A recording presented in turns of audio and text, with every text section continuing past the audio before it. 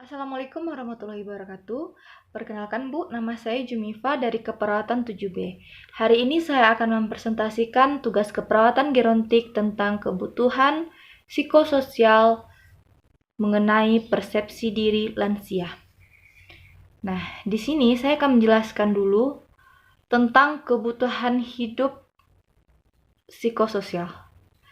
Di sini ada beberapa macam. Yang pertama itu kebutuhan yang lebih mengacu kepada lansianya. Yang pertama itu kebutuhan untuk menjalin hubungan yang akrab dengan lingkungannya, kebutuhan untuk menerima dan menasehati generasi penerusnya, serta kebutuhan untuk penerimaan dan penyesuaian dirinya terhadap usia lanjut yang dijalaninya sekarang.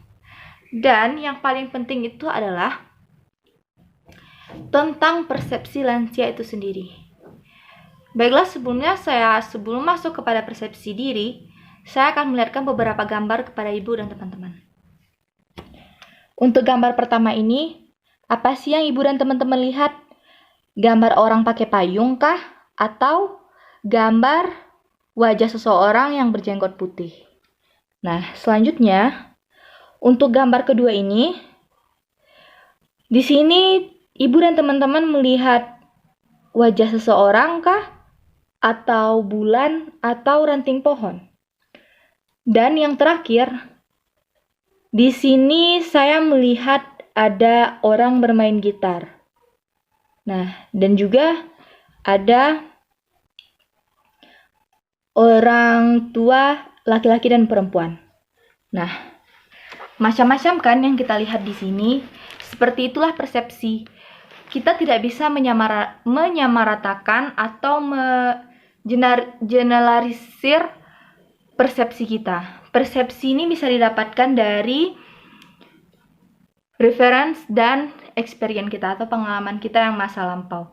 Misalkan mengapa saya tadi pertama kali melihat orang yang bergitar, karena saya lebih sering mungkin mendengarkan lagu atau lebih sering dengan hal-hal yang lebih berbau kepada hal-hal yang remaja. Nah, seperti itulah persepsi.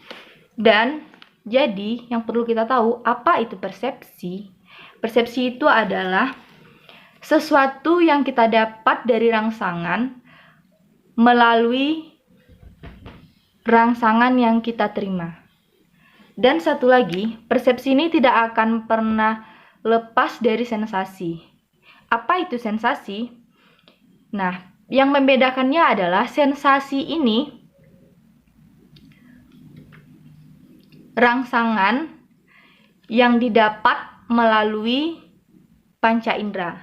Sedangkan persepsi tadi sesuatu yang kita dapat dari rangsangan yang diterima dari panca indera. Misalkan seperti panca indera melihat, meraba, mencium, atau penciuman dan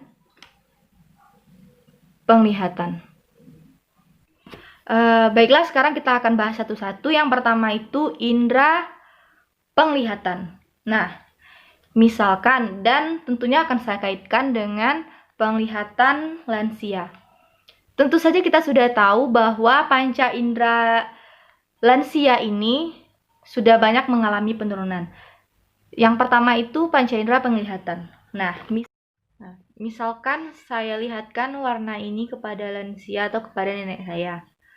Nah, dia seringkali melihat warna abu-abu ini seperti warna hijau atau biru. Nah, seperti itu. Nah, seperti itulah kira-kira. Dan jika kita lihatkan lagi untuk penglihatan lansia yang lainnya, mungkin dia bisa menganggap ini warna yang lain juga. Nah, selanjutnya untuk indera penciuman. Nah, ada beberapa lansia yang suka pakai minyak telon misalkan. Nah, jadi tuh persepsi lansia ini ketika dia menghirup minyak telon, itu dia merasakan sensasi yang tenang. Namun, ada beberapa lansia lagi yang sangat tidak menyukai bau tersebut. Nah, di situ membedakan persepsi dari indera penciuman. Selanjutnya, untuk indera perasa. Nah, ini saya contohkan lagi. Misalkan ini ada 5 cabai. Untuk nenek saya, jika dia diberi 5 cabai untuk dia makan dan dimasukkan kepada makanannya misalkan, itu dia sudah merasakan sangat pedas. Namun, jika